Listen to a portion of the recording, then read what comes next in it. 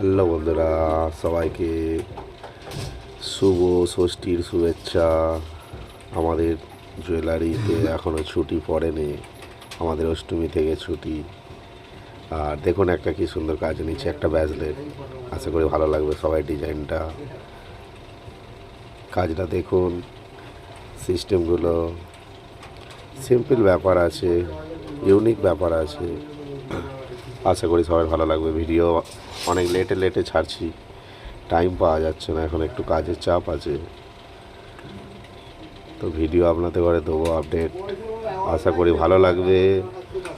সবাই ভালো থাকবেন পুজোতে। সবাইকে শুভেচ্ছা, ভালোবাসা, অভিনন্দন। দেখতেই পাচ্ছেন পালিশ রোডিয়াম কত ফাইন করেছে, কত সুন্দর